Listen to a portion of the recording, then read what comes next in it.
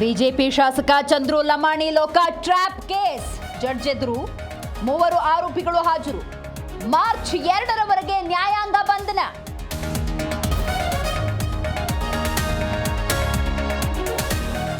ದೇಶ ವಿದೇಶಗಳಲ್ಲಿ ಕರ್ನಾಟಕದ ಕೃಷಿ ಕಂಪು. ಜಿಐ ಟ್ಯಾಗ್ ಬೆಳೆಗಳ ರಫ್ತಿಗೆ ಪ್ರಧಾನಿ ಮೆಚ್ಚುಗೆ. ಮೈಸೂರು ವೀಳ್ಯದೆಲೆ, ನಂಜನಗೂಡು ಬಾಳೆ, ಇಂಡಿ ನಿಂಬೆಗೆ ಶ್ಲಾಘನೆ.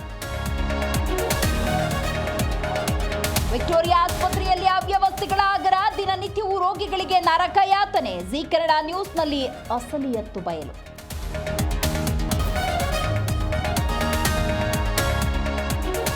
ಹನುಮನ ನಾಡಿನಲ್ಲಿ ಹನುಮಾನ್ ಮುಹೂರ್ತ. ನಟ ಋಷಭ್ ಪ್ರಶಾಂತ್ ವರ್ಮಾ ಜುಗಲ್ಬಂದಿ. ಅಂಜನಾದ್ರಿಯಲ್ಲಿ ಋಷಭ್ ಹೊಸ ಚಿತ್ರಕ್ಕೆ ಫಸ್ಟ್ ಕ್ಲಾಪ್.